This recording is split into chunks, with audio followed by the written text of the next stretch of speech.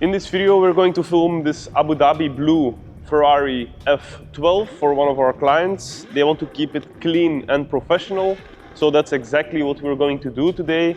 I will show you the shots that we are making, the gimbal settings, and then I will take you into the editing process, how we stabilize, how we color grade, and how we make the perfect edit for our client. We've got the DJI RS4, Sony A7 IV, and Sony 2470 G Master Mark II lens.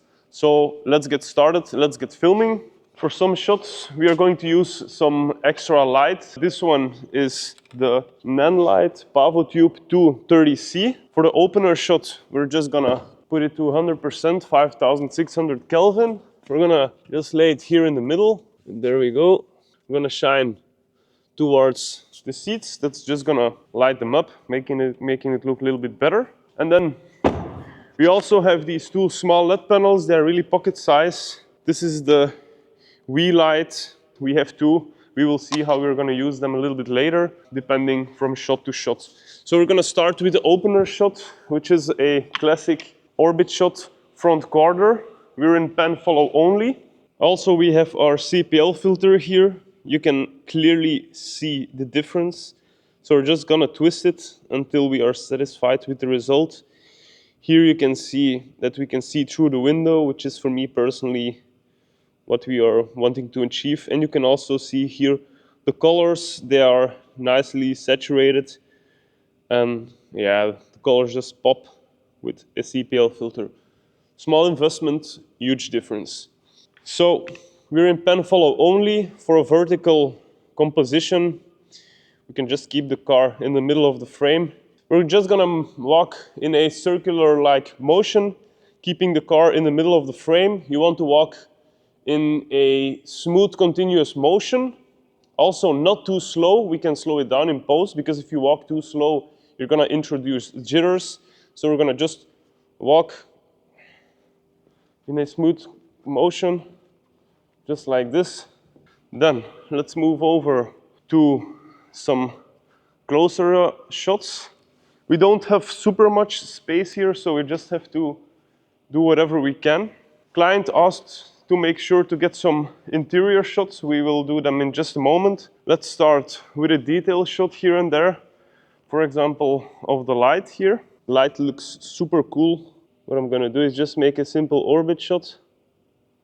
Then we're gonna make a similar pen follow only shot from the headlights. We're gonna zoom in just a little bit, maybe 50-ish millimeters. And what is always super nice when filming headlights is this rainbow glare.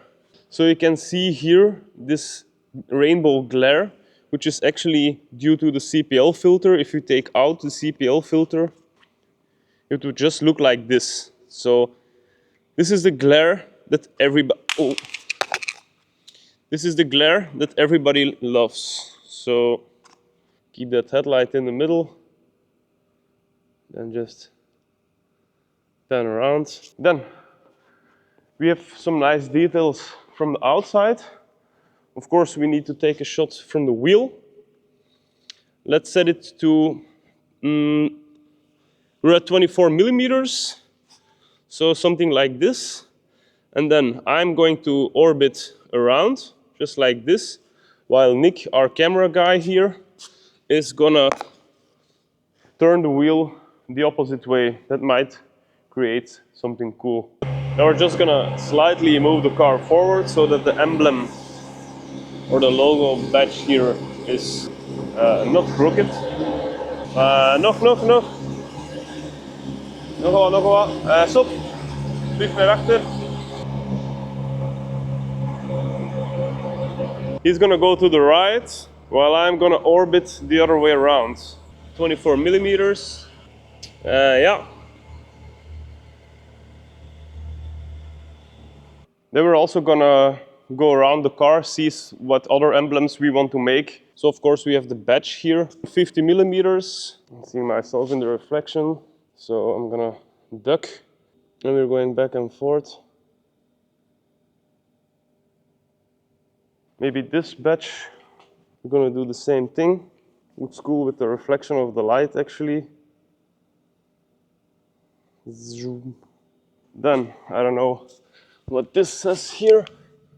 It's, I cannot read it. Piniforino. I think it says Piniforino. Check this. That's what it says, Nick. No, speak Italiano. Let's see in 70 millimeters. I think we have enough for those detail slash emblem shots. Let's move over to the interior part. And we also have to get the engine. Let's get the engine first. Acting like I know how to open this. So now we're gonna put it sideways, so somewhere here. And then we're gonna film from this side. It's gonna look the best. We can do 70 millimeter close-up. So now Nick is gonna open the hood. And I'm in pen tilt follow, yeah.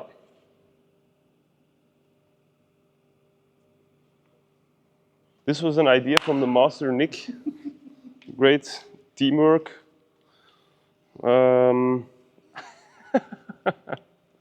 Gym bros!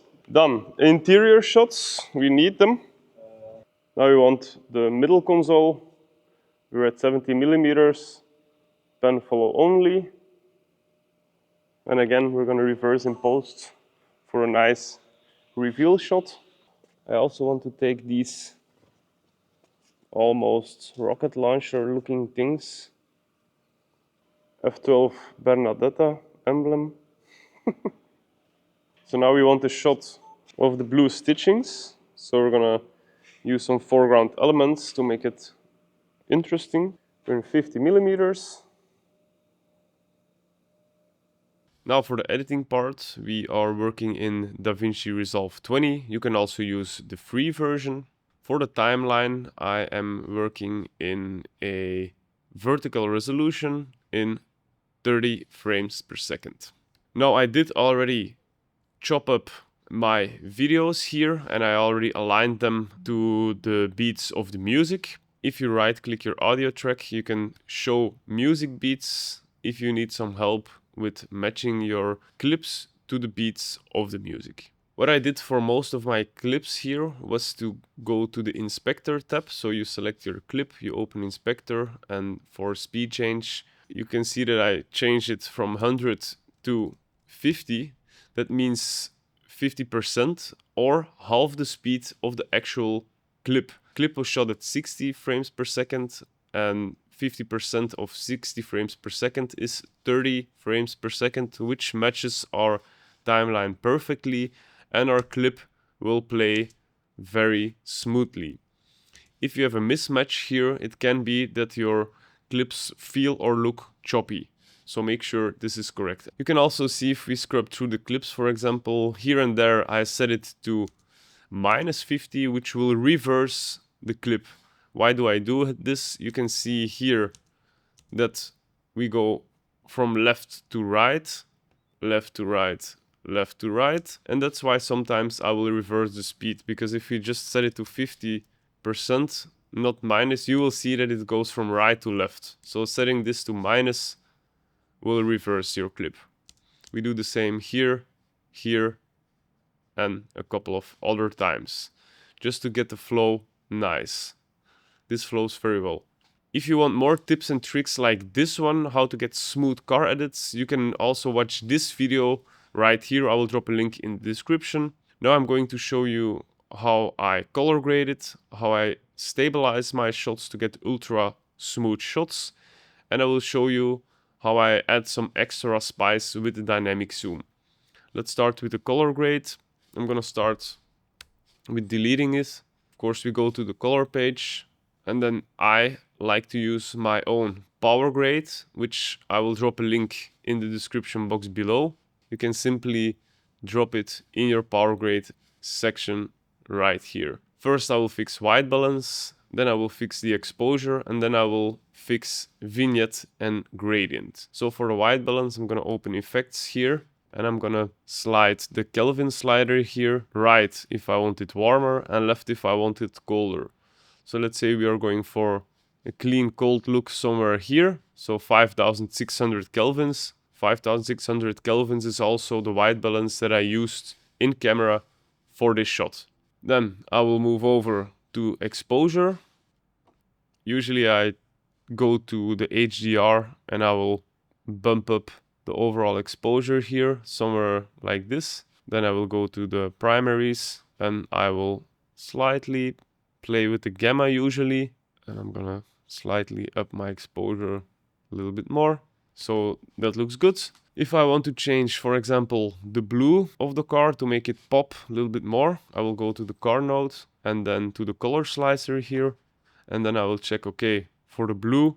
And with these sliders, you can change the colors, change the saturation slightly without making it too much. So here we bump up the saturation, as you can see. So I will keep it somewhere here. Usually I go up and down with the slider and then see where I want to land. So something like this looks good for me personally.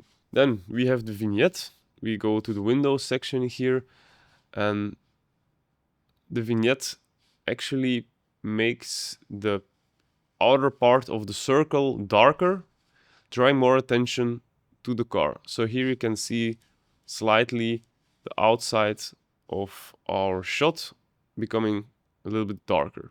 You can always change the position from your window, and if you want to soften it out a little bit more, you can use the the pink button here.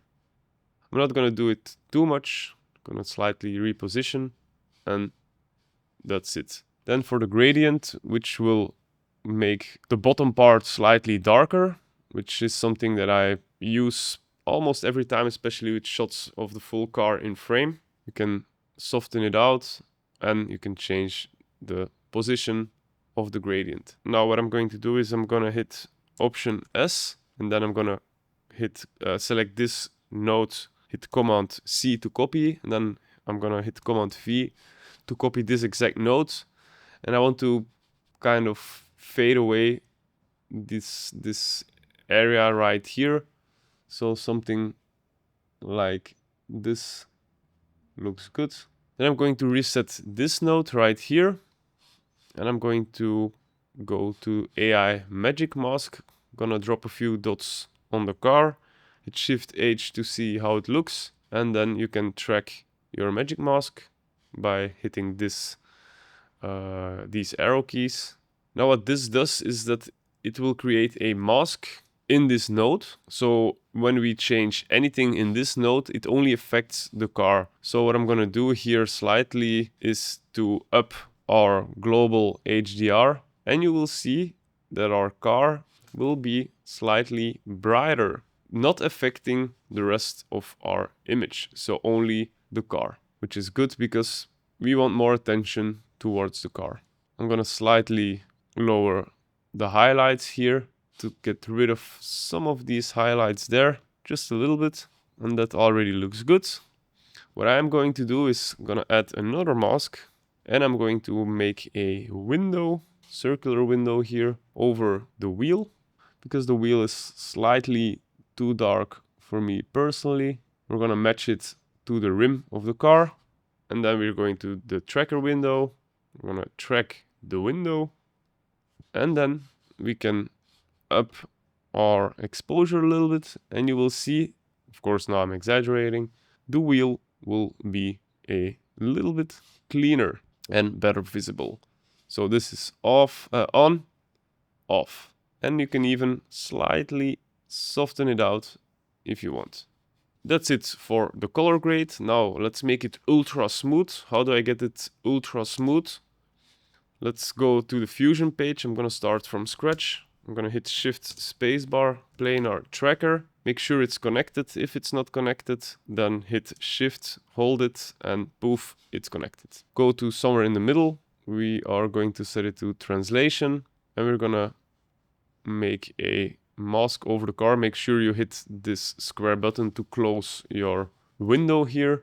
Then we hit set, we track left, we track right, and then we set it to stabilize. Sometimes steady also works. Depends from shot to shot. Then you see here the gray borders.